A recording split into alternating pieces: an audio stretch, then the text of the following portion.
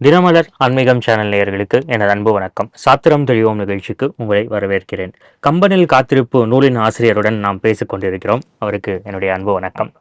இந்த நூலை பற்றி இந்த கட்டுரைகள்லாம் பார்த்துட்டு வரும்போது இதில் ஒரு முக்கியமான கட்டுரை பார்த்தீங்கன்னா, கம்பருக்கு முற்பட்ட தமிழ் இலக்கியங்களில் எப்படியெல்லாம் ராமாயணம் பற்றி சொல்லியிருக்காங்க அப்படின்னு சொல்லி. பொதுவாகவே இன்னைக்கு ஒரு ஒரு ரொம்ப ரொம்ப படிக்காத ஒரு ரொம்ப பரப்புரை என்ன செய்யப்படுதுன்னா, கம்பர் தான் ராமரையே தமிழகத்துக்கு அறிமுகப்படுத்தினார் அப்படின்னு சொல்லி ரொம்ப விஷயம் தெரியாதவங்க சொல்றாங்க. ஆழமாக வாசிப்பு இல்லாதவர்கள் அதை நம்பவும் செய்யறாங்க. கிட்டத்தட்ட அதுக்கு மறுப்பா தான் இந்த கட்டுரை வந்திருக்கு அப்படின்னு நினைக்கிறேன், இல்லையா? அதாவது மறுப்பு எதிர்ப்பு அப்படின்றதெல்லாம் திட்டமிட்டெல்லாம் நான் ஒன்றும் பண்றது இல்லை. ரொம்ப வெளிப்படையா சொன்னேன். ஆனா நாம உள்ளது உள்ளபடி சொன்னாலே படிக்கிறவங்க புரிஞ்சுக்குவாங்க. கம்பருக்கு முன்பாக தமிழகத்துல ராமரை பற்றி நமக்கு ஏகப்பட்ட தகவல்கள் நமக்கு கிடைக்குது. சொல்ல போனா கம்பருக்கு முன்பாகத்தான் ஆழ்வார்கள் காட்டிய வழியில தான் கம்பர் ராமரையே கண்டடைகிறாருன்னு நான் நினைக்கிறேன். ஏன்னா நம்மாழ்வார் சொல்றாரு, கல்விக்கான பொருள் ஒருத்தன் கற்றவன் எப்படி வள்ளுவர் கற்றவர்களை பற்றி சொல்லுகின்ற பொழுது அவர் என்ன சொல்றாரு, இறைவன் நற்றார் தோழார் கற்றதனால் ஆய பயனன்கொள் வாளறிவன் நற்றாள் தோழார் எனின் அப்படின்னு சொல்றாரு இல்லையா? அப்ப கற்றதனால் ஆய பயன் என்பது நற்றாள் தொழுவது அப்படின்னு எப்படி வள்ளுவருக்கு ஒரு ஐடியா இருக்கோ, அந்த நற்றாள் யாருடைய நற்றாள் அப்படின்னா ராமர்ன்றார் நம்மாழ்வார். அவர் எப்படி சொல்லிறாரு, கற்பார் ராமபிரானை அல்லால் மற்றும் கற்பரோ அப்படின்னு சொல்றார். சோ ராமரை கற்பது என்று நம்மாழ்வார் காட்டின அந்த பாதை தான் கம்பருக்கு வழிகாட்டி. அதனால கம்பருக்கு முன்னாடியே ராமரை ஆழ்வார்கள் நிறைய அறிமுகப்படுத்தி இருக்கிறார்கள். சொல்ல போனா ஆழ்வார்கள்ல குலசேர ஆழ்வார் ஒரு 10 பாசுரங்கள் ராமாயண ஒட்டுமொத்த கதையுமே தமிழ்ல முதல்ல முழுமையாக நமக்கு கிடைக்கக்கூடிய இலக்கியம் அதுதான். குலசேர ஆழ்வாருடைய அங்க நெடுமதில் என்று சொல்லக்கூடிய திருமொழி. எஸ்கே ராமராஜன், கம்பராமன் எஸ்கே ராமராஜன் அப்படின்னு சொல்லி ஒரு பெரிய தமிழறிஞர் இருந்தார். அவருமே இந்த மாதிரி ஆழ்வார்களும் கம்பனும் ரொம்ப ஒரு அற்புதமான ஒரு ஆய்வு நூல். அது ரொம்ப ஆய்வு மட்டும் இல்ல, ரொம்ப ரசனைக்கும் ரொம்ப தனி ஒரு இடம் கொடுத்த ஒரு புஸ்தகம். படிக்க படிக்க அவருடைய தமிழா இருக்கட்டும், அவர் சொல்லக்கூடிய நடையா இருக்கட்டும் ரொம்ப அழகா இருக்கும். அதுல அவர் சொல்றாரு, பெரிய புராணம் அங்க நன்னூலார் நூல்களை சொல்லுகின்ற பொழுது முதல் நூல் சொல்லுவாரு, அப்புறம் வழிநூல் சொல்லுவாரு, அப்புறம் அந்த வழிநூலை அடியொற்றி வரக்கூடிய நூல் அப்படின்ற மாதிரி சொல்லுவார். அந்த மாதிரி பெரிய புராணத்துக்கு சுந்தரமூர்த்தி நாயனார் அவர் முதல் நூலாக அவர் என்ன பண்றாருன்னா, தில்லைவாழாந்தனம் அடியார் கடியேன்னு ஒரு பதிகம் பாடுறார். அதை வச்சு நம்பியாண்டார் நம்பி, அப்புறம் அதை வச்சுக்கிட்டு தான் இந்த பெரிய புராணம் அப்படின்னு சொல்லக்கூடிய திருத்தொண்டர் தொகை, திருத்தொண்டர் திருவந்தாதி, அதை வச்சுதான் திருத்தொண்டர் புராணம் அப்படின்னு சைவத்துறை பரிணாம வளர்ச்சி மாதிரி ஒரு மரபு இருக்கு.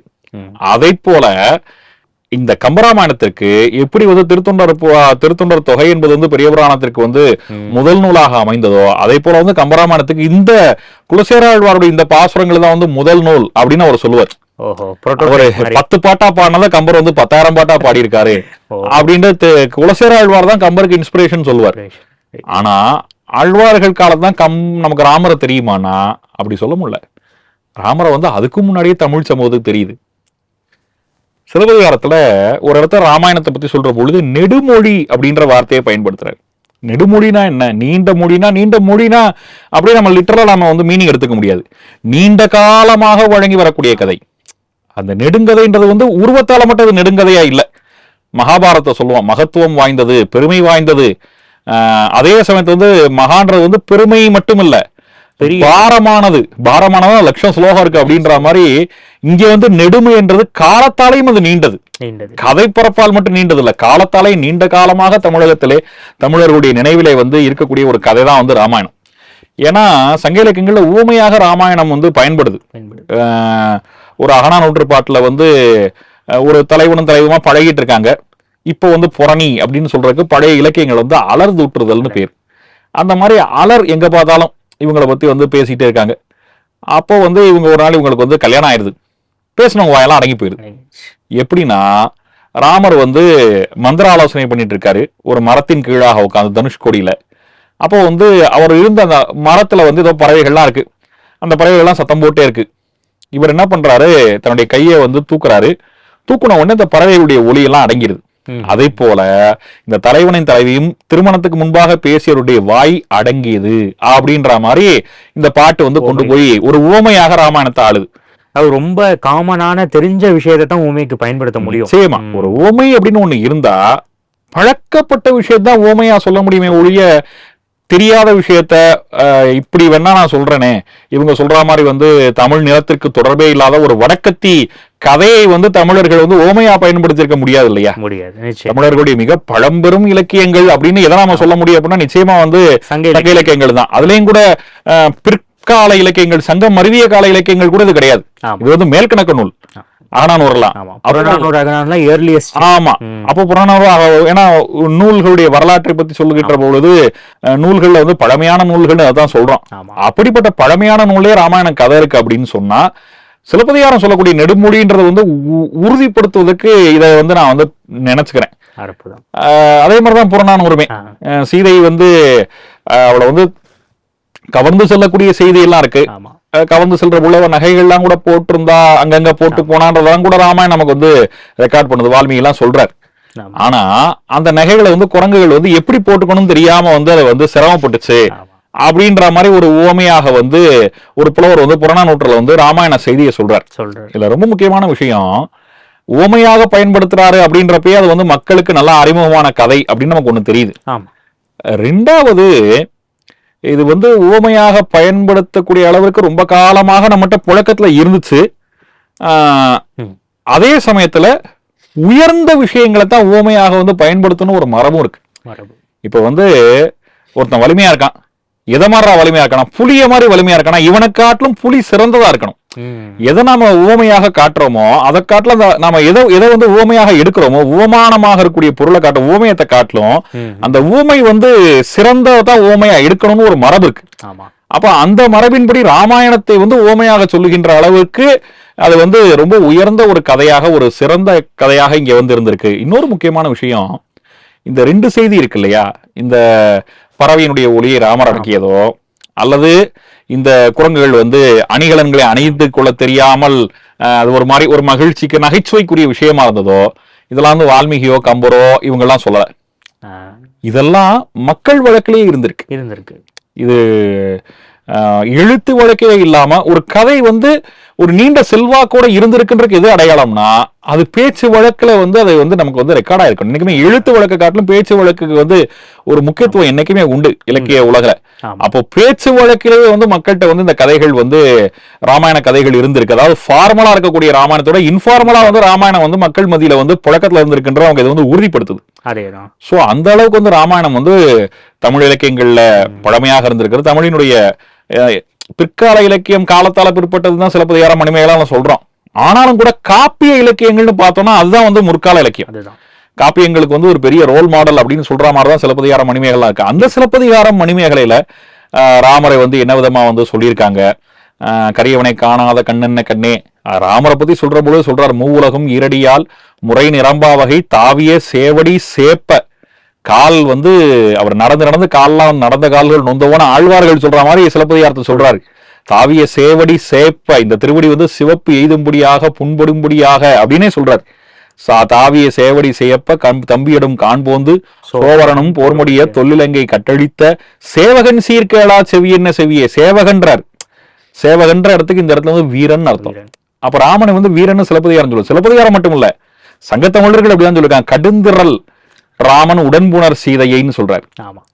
அப்போ அங்க ராமனை சொல்ற பொழுது வந்து அந்த வார்த்தை கடுந்தரல் ராமன் அப்படின்ற வார்த்தையை பயன்படுத்துறாரு. சேவகன் கூட ஆழ்வார் பயன்படுத்தி, ஆமா, பின்னாட்கள் ஆழ்வார்கள் சேவகன்ற வார்த்தையை பயன்படுத்துறாங்க. அந்த மாதிரி வந்து ஏறு சேவகனாருக்கு எண்ணிலைமை உரையாயன்னு நம்ம ஆழ்வார் சொல்றாரு. அதனால சேவகன்ற வீரன்ற வார்த்தை ஆழ்வார்கள் பின்னாடி பயன்படுத்துற பெரிய விஷயம் இல்ல, முன்னாடி. அதாவது ஆழ்வார்களோ கம்மனோ ராமனை பெருமையா பேசுறான்னு அது ஆச்சரியப்படுறது இல்லை, ஏன்னா அவங்களாம் ராம பக்தர்கள். ஆனா இளங்கோவடிகள் ராமனுக்கு கொடுக்கக்கூடிய மதிப்பீடு என்ன, சங்க புலவர்கள் ராமனுக்கு கொடுக்கக்கூடிய மதிப்பீடு என்ன அப்படின்னு பார்த்தோம்னா அவனுடைய வீரம் முக்கியமா பேசப்பட்டிருக்கு. கடுந்திரல் ராமன் அப்படின்னு அந்த வார்த்தை, அருந்திரல் பிரிந்த அயோத்தி அப்படின்னு இளங்கோவடிகள். இந்த திரள் அப்படின்றது வலிமை உள்ளவன் ராமன் அப்படின்னு இவங்க எல்லாம் பயன்படுத்துறாங்க. அது இந்த மரபுதான் பின்னாடி ஆழ்வார்கள்ட்ட வேலை பார்க்குது. ஏன்னா ஆண்டாள் ராமனை சொல்ற போது என்ன சொல்றா, அன்றி உலகம் அளந்தாய் அடி போற்றி சென்றங்கு தென்னிலங்கை செற்றாய் திரள் போற்றிங்கிறார். ராமனை திரள் உடையவன் சங்கத்தமிழர்கள் பயன்படுத்திய அதே திரள் என்ற சொல்லை ஆண்டாள் வந்து பயன்படுத்துறான். அப்போ இந்த திரள் உடையவன் ராமன்றது பழந்தமிழர்களுடைய மதிப்பீடு. ராமனை பத்தின மதிப்பீடு மட்டும் இல்ல, ராவணனை பத்தியும் மதிப்பீடு இருக்கு. வலித்தகை அரக்கன் வவ்விய ஞான்று. அரக்கர் அப்படின்ற வார்த்தை, இவனை வந்து அரக்கன்ற வார்த்தையை வந்து மீண்டும் மீண்டும் வந்து ராவணனை பத்தி சொல்ற போது அவங்க வந்து பயன்படுத்துறாங்க. இவங்க சொல்ற மாதிரி தனித்தமிழ் மன்னன் என்றோ திராவிட பெரும் பாட்டன் என்றோ சங்க இலக்கியங்கள்ல ராவணனை வந்து புகழ்ந்த மாதிரி நமக்கு தெரியல. அதுக்கான ரெஃபரன்ஸ் வந்து சங்க இலக்கியங்கள்ல காட்டணும்ல, அப்படி வந்து சங்க இலக்கியங்கள்ல தான் வந்து பேசப்படல. இன்னும் சொல்ல போனா மணிமேகலை ஆசிரியர் ஒரு வார்த்தை வந்து அவர் வந்து பயன்படுத்துறாரு. இதுக்கெல்லாம் என்ன விளக்கம் கொடுப்பாங்க? மணிமேகலை வந்து ஒரு பௌத்த காப்பியம். ராவணன் வந்து பௌத்தம் சமயம் சார்ந்தவன், பௌத்த சமய ராவணனை வீழ்த்துவதற்காக ஆரியர்கள் எட்டு கட்டிய கதைதான் ராமாயணம் சொல்றவங்க பௌத்த காப்பியம் ஆகிற மணிமேகலை ராவணனை மாட்சியில் ராவணன், பெருமை இல்லாத ராவணன் என்கின்ற சொல்லினாலே பௌத்த காப்பியமான மணிமேகலை குறிப்பிடுகிறது. அப்ப மாட்சியில் ராவணன், பௌத்தர்கள் கூட ராவணனை என்ன விதமான மதிப்பீட்டுல வச்சிருந்தாங்க நம்ம வந்து இந்த சங்க நூல்கள் தான் நமக்கு வந்து ஆதாரமாக இருக்கு. அதனால வந்து இந்த கட்டுரை வந்து இந்த செய்திகளெல்லாம் தொகுத்து தரக்கூடிய ஒரு கட்டுரையாக வந்து அமைஞ்சிருக்கு. அதனால ஆழ்வார்களுக்கு முன்பாக பழந்தமிழ் இலக்கியங்கள் வந்து என்ன ராமாயணத்தை பற்றி என்ன செய்திகள் சொல்லுது அப்படின்றது மட்டும் இல்லாம ராமரை பற்றியும் ராவணனை பற்றியும் என்ன விதமான மதிப்பீடுகள் வந்து அவங்களுக்கு இருந்துச்சு அப்படின்றத வந்து இந்த கட்டுரை வந்து தொகுத்து தருது. நிச்சயமா. ஏன்னா பொதுவா இப்படி எழுதக்கூடியவர்கள் சங்க இலக்கியங்கள் இருக்கக்கூடிய குறிப்பை மட்டும் அங்கங்க எடுத்து கொடுக்குறாங்களே தவிர்த்து நீங்கள் சொன்னது போல அவர்களுடைய பார்வை என்ன, மதிப்பீடு என்ன அப்படிங்கிறது வந்து பொதுவா யாரும் பேசுறது இல்ல. அதை இந்த கட்டுரை வந்து தனித்துவம், இதோட கட்டுரை தனித்துவம் அப்படின்னு சொல்லலாம். நிச்சயமாக. இப்படி பார்க்கும்போது கம்பராமாயணம் பத்தி படிக்கும் போது கேட்கும் போது நீங்க அதுவும் கம்பன் கழகத்துல இருந்தே தீவிரமா நீங்க பேசிட்டு வேற வந்திருக்கீங்க. உங்களுக்கு வந்து மிகவும் பிடித்த ஒரு கதாபாத்திரம் பரதன் தானா? ஏன்னா வரதனம் அப்படின்னு சொல்லி எழுதியிருக்கீங்க. வேற எந்த கேரக்டர்ஸ் பத்தியும் நீங்க அவ்வளவா ரொம்ப ஸ்லாகித்து எழுதல. நற்குணக்கடல் ராமரை பேசுறோங்கிறது வேற, ராமரை கேரக்டர்னு மட்டும் நம்ம சொல்லிட முடியாது. ராமரை தவிர்த்து பார்த்தோம் அப்படின்னா வேற என்ன கேரக்டர் உங்களுக்கு ரொம்ப இன்ஸ்பைரிங்? இதை எழுதுனதுக்கு காரணம் பரதன் மீது இருக்கக்கூடிய அன்பு தான். அதாவது கம்பருடைய கேரக்டர்ஸ்ல வந்து இன்ஸ்பயர்டு அப்படின்னு நீங்க கேட்டீங்கன்னா நான் எத்தனையோ கேரக்டர்ஸ் நான் வந்து சொல்லுவேன். ஏன்னா கம்பர் வந்து கேரக்டரை வந்து உருவாக்குறது அப்படின்றது வந்து சீதை தவம் இருக்கா, இந்த தவத்தை பாட்டு சொல்றான், அருமையே ஆறுது ஆற்ற வல்லார்றான். இந்த மாதிரி ஒரு அருமையான தவத்தை வந்து சீதையை தவிர்த்து யாரால வந்து மேற்கொள்ள முடியும்னு ஆஞ்சநேயர் பார்த்து வியந்து சீதையை பத்தி சொல்றார். தவம் செய்த தவமாம் தையல்னு சீதையை சொல்றாரு. அவ தவம் பண்றத பார்த்தா தவமே தவம் இருக்கோ அப்படின்னு சொல்ற மாதிரி இந்த காட்சி இருக்குன்னு சீதையை வந்து அவர் சொல்ற அந்த காட்சியில வந்து நம்ம வந்து சீதைன்ற கேரக்டரை வந்து எவ்வளவு புனிதமா நம்ம வந்து நினைக்கிறோம் இல்லையா? அதே மாதிரி வந்து கம்பர் உருவாக்கக்கூடிய எல்லா கேரக்டர்ஸுமே பாத்தீங்கன்னா ஒவ்வொரு கேரக்டரையும் எதிர்த்தரப்புல இருக்கக்கூடிய கேரக்டர் கூட கம்பர் வந்து அவருடைய தனித்துவம், அதாவது வையாபுரி பிள்ளை வந்து எழுதுவார். கம்பராமாயணத்தினுடைய பல கேரக்டர்ஸ் சொல்ற பொழுது கம்பராமாயணத்துடைய கும்பகர்ண சிலாகிச்சு எழுதுவார். கும்பன் வந்து கம்பருடைய தனித்துவமான படைப்புன்பார். அதாவது நீங்க கம்பராமாயணம் பாத்தீங்கன்னா தெரியும், அதுக்கு முன்னாடி வந்து கும்பகர்ணன் வந்து மந்திர ஆலோசனை நடக்கும். அப்போ அவங்க இந்த கோமாவை பேசுவோம், ஆசில் பரதாரமவை அஞ்சிரை அடைப்போம், மாசில் புகழ் காதல் உருவோம், வளமை கூற பேசுவது மானமிடை பேணுவது காமம் கூசுவது மானுடை நன்று நம்ம கொட்டுறோம். நாம வந்து இன்னைக்கு வந்து நம்முடைய ஒரு குரங்கு வந்து நம்ம ஊரே எரிச்சிருச்சுன்னு பேசுறோம். ஆனா இதுக்கு என்ன காரணம்? மாற்றான் மனைவியை கொண்டு வந்து நம்ம இடத்துல வச்சுக்கிட்டு நமக்கு வந்து புகழ் போச்சு பெருமை போச்சுன்னா அது எப்படி போகாம இருக்கும் அப்படிலாம் பேசுவான். அப்படி பேசிட்டு அதே ஆலோசனை சபையில என்ன சொல்லிடுவான், ஆனாலும் கூட நாம வந்து சீதையை விடுறது வந்து அவ்வளவு நல்லா இல்ல, என்னதான் நம்ம கொண்டு வந்துட்டோம், அதனால வந்து நம்ம வந்து பயந்து போய் விட்டா மாதிரி ஆயிரும்ன்ற மாதிரி அதை கொஞ்சம் ஏத்துக்கிற மாதிரி ஒரு டோன் இருக்கும் கும்பகர்ணன்ட்ட. மந்திராலோசனையில வந்து கும்பகர்ணன் பேசுவான், கும்பகர்ணனுக்கு அப்புறம் இந்திரஜித் பேசுவான், இந்திரஜித்தை மறுத்து விபீஷணன் பேசுவான். விபீஷணன் பேசக்கூடிய அறவுரை என்பது ஒரு அற்புதமான ஒரு உரை. ஏன்னா அது வந்து அவ்வளவு நீதிகளையும் வந்து தொகுத்து பேசுவான். இதெல்லாம் அந்த உரையாடலாம் நடந்து முடிஞ்சதுக்கு அப்புறமா வந்து கும்பகர்ணன் தூங்க போயிடுவான், சண்டை ஆரம்பிச்சிருவான். முதல் நாள் பொருளா ராவணன் போய் தோத்துட்டு வந்துருவான். அப்படி தோத்துட்டு வந்து ராவணனே திருந்துற மாதிரி அந்த கதை வந்து போகும். ராமருடைய பெருமை ஒரு 20 பாட்ட பெருமையா பேசுவான், ராவணனே பேசுவான், அவருடைய வீரத்தை பத்தி பேசுவான். அப்படிலாம் ராவணன் ஒரு மாதிரி இருக்கிறப்ப ஒரு 4 பேர் வருவாங்க, இந்த மகோதரன் மாதிரி ஒரு 4 பேர் வந்து, நீங்க ஏன் கவலைப்படுறீங்க, இதுக்காக தான் கும்பகர்ணன் நாம வந்து சோறு ஓட்டு வளர்த்து வச்சிருக்கோம், எழுப்புங்க கும்பகர்ணன்வாங்க. அப்போ கும்பகர்ணன் வந்து எந்திரிச்ச உடனே அவனை எழுப்பின உடனே இந்த மாதிரி போர் வந்துருச்சு உங்களை எழுப்பிட்டோம் அப்படின்னு நீங்க சொல்லுவாங்க.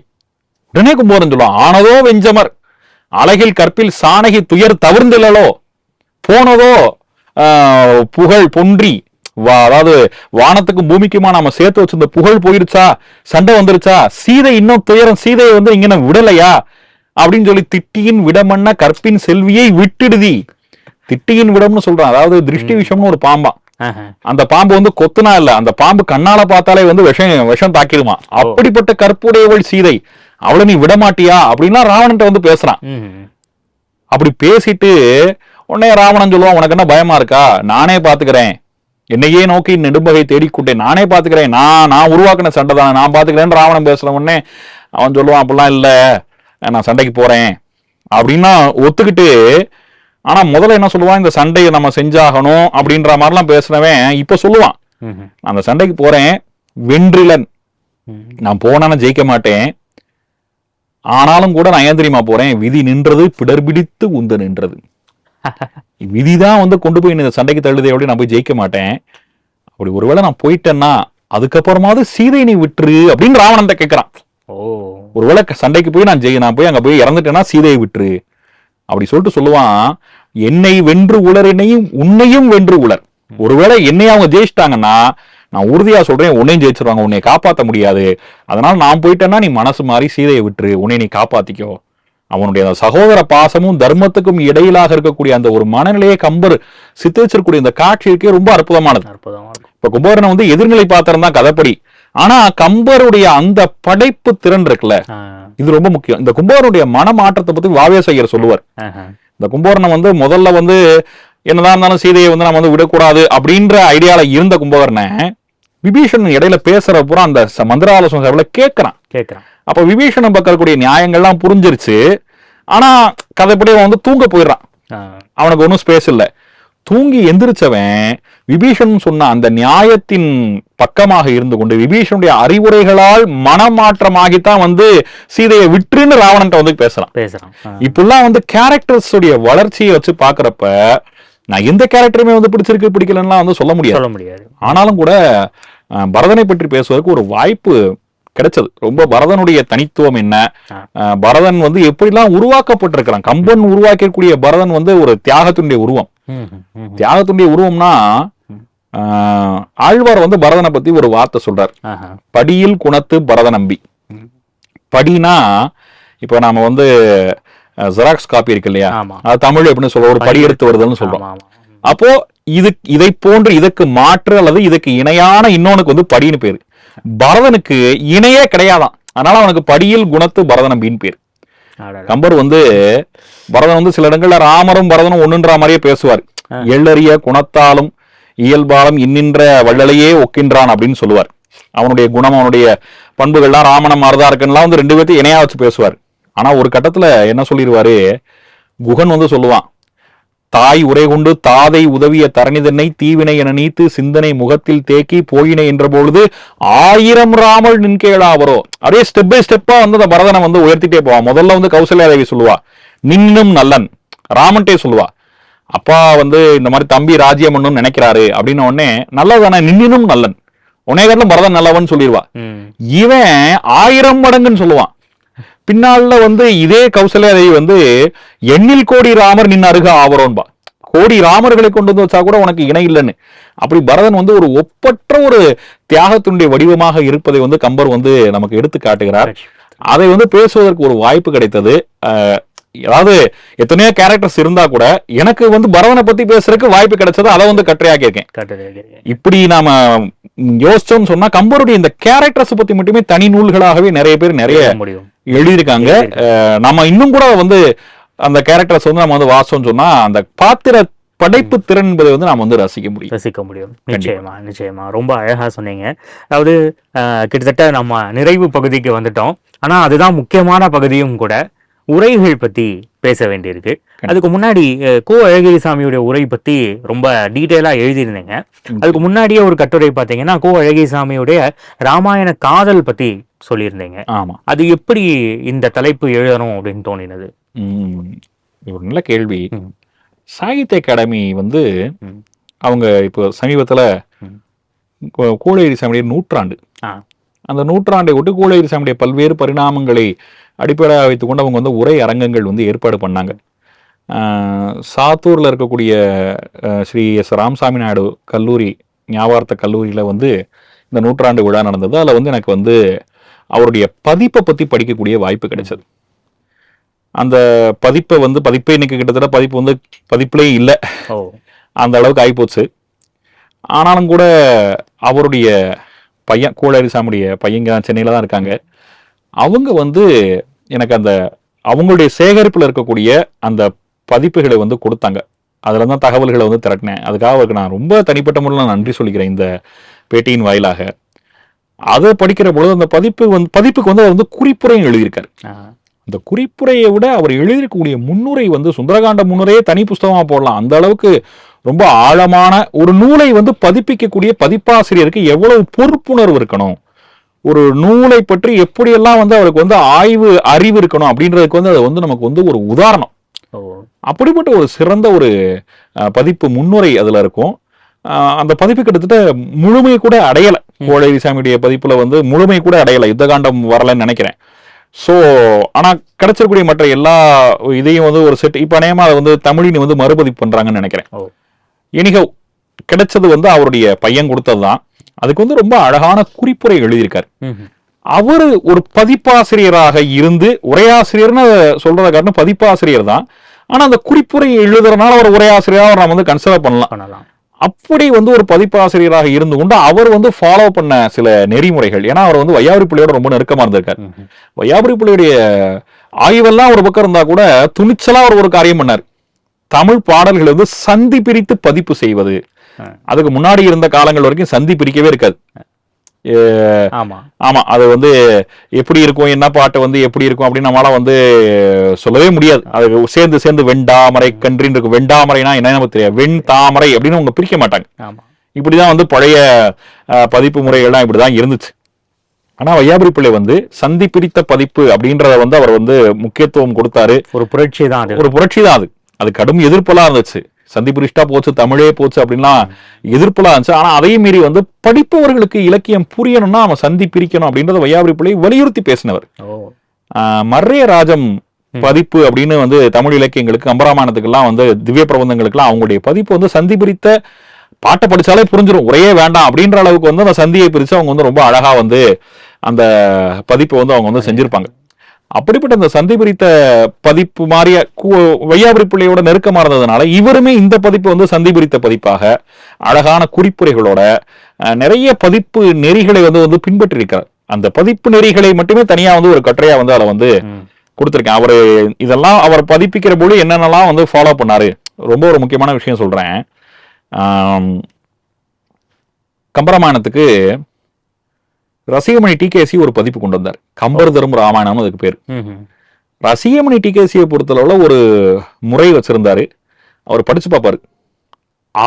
அவர் ஸ்டைல்ல படிச்சு பார்ப்பாரு. அப்படியே சொற்களை வந்து அப்படியே அதுக்கு சந்தமெல்லாம் போட்டு, இந்த திருப்புகளுக்கு இந்த தானெல்லாம் இருக்குல்ல, அதெல்லாம் வந்து கம்பராமாயண பாட்டு எல்லாம் போட்டுட்டு படிச்சு பார்ப்பாரு. அவர் படிச்ச அந்த படிப்புக்கும் ரசனைக்கும் செட் ஆச்சுன்னா கம்பர் பாட்டு, இல்லாட்டி இது கம்பர் பாட்டே இல்லை அப்படின்றவர். இது அவருடைய வியூ. கிட்டத்தட்ட 10,000 பாட்டுல அவர் வந்து கம்பர் பாட்டே இல்லைன்னு வந்து மறுக்கிறது கிட்டத்தட்ட 9,000 பாட்டு வரைக்கும் அவர் வந்து மறுப்பாரு. அந்த அளவுக்கு வந்து அவருக்கு வந்து கம்பருடைய பாட்டுனா இதாத்தான் இருக்க முடியாது, அதுக்கு வந்து இன்னென்ன அடையாளங்கள்லாம் இருக்கு அப்படிலாம் சொல்றாரு. ஆனா வையாபுரி பிள்ளை அதை வந்து மறுக்கிறார். இத்தனைக்கு 2 பேரும் நல்ல நண்பர்கள், 2 பேரும் ஒருத்தருக்கு ஒருத்தர் நல்ல அன்பு இருந்துச்சு, அந்யோன்யம் இருந்துச்சு. ஆனா வையாபுரி பிள்ளையை மறுக்கிறார். மறுத்து வையாபுரி பிள்ளை வந்து அப்போ பழைய இந்து பத்திரிகை நினைக்கிறேன், ஆங்கிலத்துல வையாபுரி பிள்ளை வந்து இதை மறுத்து ஒரு கட்டுரை ஒண்ணு எழுதியிருக்காரு. இப்படி வந்து அவருடைய பதிப்பு வந்து சரியில்லை. பதிப்புன்றது வந்து நாம வந்து மூலப்பாடம் அப்படின்றத வந்து இது வரைக்கும் கம்பருக்கு எத்தனை பதிப்புகள் வந்திருக்கோ அதையெல்லாம் சேர்த்து தொகுத்து அதையெல்லாம் ஒப்பிட்டு தான் வந்து பாட நிர்ணயம் பண்ணுமே ஒழிய, நம்முடைய மனோதர்மத்துக்கெல்லாம் வந்து பாட நிர்ணயம் பண்ணி இதுதான் கம்பர் பாட்டுலாம் சொல்றது வந்து ஆய்வு நெறிமுறைப்படி பெரிய தப்பு அப்படின்ற வையாபுரி பிள்ளை வந்து ரொம்ப அற்புதமான ஒரு கட்டுரை அது. அந்த பாணியில வந்து இவர் வந்து இவங்க 2 பேத்துக்குமே நெருக்கம் தான். அதனால இவருடைய பதிப்புல இவருக்கான இப்படி அபிப்பிராயம் இருக்கு, இந்த பாட்டுலாம் கம்பர் பாட்டா இருக்க முடியாது, இல்லது இருக்கலாம் அப்படின்னு இவருக்கு ஒரு அபிப்பிராயம் இருக்கு. ஆனா இவர் வந்து டிகேசி மாதிரி அந்த பாட்டம் தூக்கிடல, தன்னுடைய பதிப்புல ஒரு ஸ்டார் போட்டுருவார். இந்த நட்சத்திர குறியீடு என்பது இது வந்து கம்பர் பாட்டாக, இதுதான் கம்பர் பாட்டாக இருக்க முடியும் என்று நான் கருதுகிறேன் அப்படின்றதுக்கு மட்டும் அது அடையாளம்.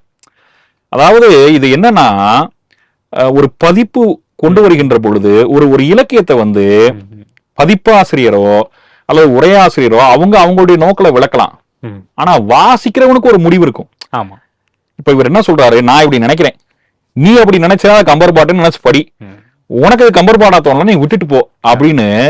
இதை என்ன சொல்றாங்கன்னா ரீடர் சென்ட்ரிக் வியூ அப்படின்னு சொல்லுவோம், வாசகர் மைய நோக்கு அப்படின்ற ஒரு அடுத்த கட்டத்துக்கு வந்து இந்த பதிப்பே வந்து என்ன பண்ணுன்னா ஒரு வாசகர் மைய நோக்கிலான பதிப்புன்னு அதை வந்து சொல்ல முடியும். அப்படிப்பட்ட சிறப்பு இந்த பதிப்பு இருக்கு. அதாவது ஆசிரியர் என்ன நினைக்கிறாருங்கிறத வாசகர் மீது திணிக்காமல், ஆமா, வாசகருக்கு சுதந்திரம் கொடுத்தது, வாசகருக்கு வந்து சுதந்திரம் கொடுக்கிறது, அதுதான் வந்து இந்த பதிப்பினுடைய சிறப்பு. ஆனா இந்த பதிப்புன்றது ஒரு பக்கம் இருந்தாலும் இந்த பதிப்புக்காக நான் வந்து கோழகிரி சாமியுடைய கட்டுரைகள் தான் படிக்கிற பொழுது அவருடைய கடிதங்கள்லாம் வந்து அப்பதான் பார்த்தேன். உண்மையிலேயே நான் அதுக்காக வந்து சாத்தூர் கல்லூரிக்கும் சாகித்ய அகாடமிக்கு நான் ரொம்ப நன்றி கடன் பட்டிருக்கேன். ஏன்னா அவங்க இந்த வாய்ப்பை கொடுத்தனாலதான் நான் என்ன தேடி படிக்க முடிஞ்சுச்சு. அப்படி படிக்கிற பொழுது அவருக்கும் கம்பராமாயணத்துக்கு இருந்த ஈடுபாடுன்றது வந்து நினைச்சு பார்க்க முடியாத ஈடுபாடு. சின்ன வயசுல இருந்தே அவங்க குடும்ப பாரம்பரியத்துல இருந்து அவருக்கு வந்து கம்பனோட ஒரு தொடர்பு இருந்திருக்கு. அவங்க கிராமத்திலேயே வந்து கிட்னாசாரின்னு ஒருத்தர் இருந்திருக்காரு. அவருக்கும் இவருக்குமா, கம்பனுக்கும் இவருக்குமா கூடிய உரையாடல்களை பத்தி, கீராவுக்கும் இவருக்கும் நடந்த உரையாடல்களை பத்தி இதெல்லாம் நிறைய குறிப்புகள் வந்து கிடைச்சு. அதெல்லாம் வந்து தனியா பதிப்பை பத்தி தனியா ஒரு கட்டுரையும், கம்பராமாயண காதல் அப்படின்ற பேர்லயே நான் இங்க வந்து பேசினேன் சென்னையில வந்து. அப்போ கோழகிரி சாமி 100ஆண்டு விழாவை ஒட்டி அவங்க பையன் வந்து இங்க ஒரு பெரிய விழா ஏற்பாடு பண்ணாரு. அதுல வந்து இந்த பதிப்பு பத்தி இல்லாம அவருக்கும் கம்பராமாயணத்துக்கு இருந்த ஈடுபாட்டை அடிப்படையா வச்சுட்டு நான் இங்க வந்து பேசினேன். அதாவது கோழகிரி சாமியுடைய வார்த்தைகளை மாற்றக்கூடாது அப்படின்னு நினைக்கிறேன். அப்படியான ஒரு செய்தியை மட்டும் நான் வந்து படிச்சு காமிக்கிறேன். அவருக்கு கம்பராமாயணத்துல எவ்வளவு ஈடுபாடு இருந்துச்சு அப்படின்றதுக்கு வந்து இதை நான் படிச்சு காமிச்சா மட்டும்தான் அது வந்து புரியும். நிச்சயமா நிச்சயம். அப்படி ஒரு செய்தி நான் படிச்சு காமிக்கிறேன். தாராளமா படிச்சு காட்டுங்க. அவர் சொல்லும் போது அதை மிஸ் பண்ணிடக்கூடாதுங்கிறது. கண்டிப்பா கண்டிப்பா. ஒரு தடவை என்ன ஆயிடுச்சு, தவறுதலாக வந்து கம்பன் புஸ்தகத்து மேல அவர் கால் பட்டுருச்சு. அப்படி கால் பட்ட உடனே அதை வந்து அவருக்கு மனசுக்குள்ள வந்து ரொம்ப அவர் வந்து வருத்தப்படுறாரு. அப்படி மனசுக்குள்ள வருத்தப்பட்டு அந்த கால்பட்ட அந்த செய்தியை வந்து அவர் வந்து டைரியில வந்து குறிச்சு வச்சிருக்காரு.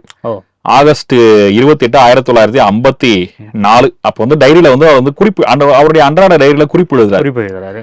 அவர் சொல்றாரு,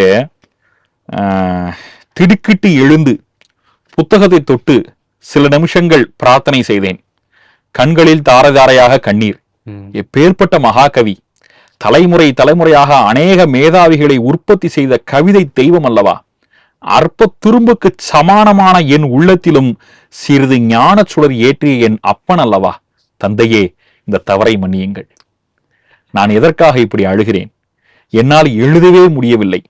அந்த மகாகவியின் கவிகளும் கற்பனைகளும் என் நினைவில் குபீரென்று எழுந்து என்னை திக்குமுக்காட செய்கிறதே. உன்னை மனைவியை பார்த்து சொல்றாரு, சீதா, இவர் எனக்கும் தந்தை, உனக்கும் தந்தை, நம் சொந்த தகப்பன், நமக்கே இவர் சொந்தம். கல்வி சிறந்த தமிழ்நாடு, புகழ் கம்பன் பிறந்த தமிழ்நாடு, பாரதியார் அப்படின்னு எழுதுற. எந்த அளவுக்கு ஈடுபாடு இருந்தது. ஆமா, ஒரு சந்தர்ப்பத்துல ஏதோ ஒரு பிரச்சனை. அப்ப என்ன பண்றாரு, கம்பராமாயணத்து மேல சத்தியமாகன்றார். நீங்க கோர்ட்ல எல்லாம் பாத்தீங்கன்னா அவங்க ஒருவேளை இஸ்லாமியர்களா இருந்தாங்கன்னா குரான் கொடுப்பாங்க, இந்துக்களா இருந்தா பைபிள் கொடுப்பாங்க, முஸ்லிம்கள் இப்படி அவங்களுக்கு பண்றாங்கல்ல, கிறிஸ்தவர்களா இருந்தா இது வைப்பாங்க. ஏன்னா அவங்க எதை வந்து புனித நூலா நம்புறாங்களோ அது மேல சத்தியம் பண்றாங்க. நான் கம்பராமாயணத்தின் மீது ஆணையாக, கம்பராமாயணத்தின் மீது சத்தியமாக அவர் எழுதுறாரு. அப்போ எந்த அளவுக்கு ஒரு கம்பர் மேல ஈடுபாடு இருந்திருக்கு. அவர் வந்து கம்பரை பத்தி ஒரு நாடகம், கவி சக்கரவர்த்தின்னு ஒரு நாடகம், அந்த நாடகத்தை தேரெழுந்தூர்ல வந்து அரங்கேற்றம் பண்றாரு, பல இடங்கள் அரங்கேற்றம்லாம் பண்றாரு. அதுல நடிச்ச ஒருத்தருடைய பேட்டியை வந்து நான் பார்க்க வாய்ப்பு கிடைச்சது. அவருடைய பையனே வந்து கொலக்கால் தீகைன்னு சொல்லி கோழகிரி சாமி பத்தி ரொம்ப அழகான ஒரு டாக்குமெண்ட். அந்த டாக்குமெண்ட்ரியில வந்து அவர் கூட இருந்தவங்க சம்மா வாழ்ந்தவங்களுடைய பேட்டி எல்லாம் கொடுப்பார். அதுல ஒருத்தர் அந்த நாடகத்தை நடிச்ச கம்பர் ஜெயராமனுடைய பேட்டியில சொல்றாரு, கம்பர் வந்து சாகர மாதிரி ஒரு சீன். அந்த நாடகத்து வந்து இது வரலாற்று பூர்வமானதுன்னு ஒத்துக்க வேண்டியது இல்லதான். ஆனாலும் கூட கதைப்படி, நாடகத்தினுடைய கதைப்படி கம்பர் சாகர மாதிரி சீன். இவர் தான் நாடகத்தை எழுதியிருக்காரு, இவர் தான் வசனம் சொல்லி கொடுத்திருக்காரு, இவர் பல முறை அந்த நாடகத்தை வந்து ஒத்திகையெல்லாம் பார்த்திருக்க முடியும். ஆனா கம்பர் சாகர மாதிரி சீன் வந்துச்சுன்னா அந்த இடத்துல நிக்காம எங்கேயாவது ஓடி போய் அழ ஆரம்பிச்சிருவாராம், என்னால வந்து தாங்க முடியல அப்படின்னு. அப்ப கம்பர் மேல அவருக்கு எவ்வளவு அன்பு இருந்திருக்கு. ஏன் இதை சொல்றேன்னா, கோழகிரி சாமி அப்படின்னாலே அவர் வந்து சிறுகதை அப்படின்றது மட்டும்தான் அவருக்கு ஒரு முகம் இருக்கு. கண்டிப்பா வந்து தமிழ் சிறுகதையில குவலூர்சாமியுடைய பங்களிப்புன்றது ரொம்ப முக்கியமான பங்களிப்பு. நான் வந்து மறுக்கவே மாட்டேன். அது ரொம்ப அற்புதமான பங்களிப்பு தான். ஆனாலும் கூட அதே அளவுக்கு அவருக்கு வந்து கம்பராமாயணத்தின் மேல இவ்வளவு ஈடுபாடு இருந்திருக்கு அப்படின்றத வந்து தெரியப்படுத்துன்றதுக்காக இந்த 2 கட்டுரைகளையுமே இதை வந்து கொண்டு வந்து சேர்த்தேன். அதாவது இறைவனை பற்றி சொல்லும் போது அவனுடைய அடியார்களையும் பத்தி சொல்லணும் அப்படிங்கிற மாதிரி, கண்டிப்பா கம்பனை பற்றி சொல்லும் போது கம்பனுடைய அடியார்கள் பத்தியும் பதிவு பண்ணணும் அப்படின்னு சொல்லி ரொம்ப அழகா இதை பண்ணியிருக்கீங்க. இதை தொடர்ந்து இந்த உரைகள் பத்தி முக்கியமா நம்ம கேட்க வேண்டியிருக்கு. அதெல்லாம் அடுத்தடுத்த வீடியோல பார்ப்போம். அதுவரை நன்றி, வணக்கம்.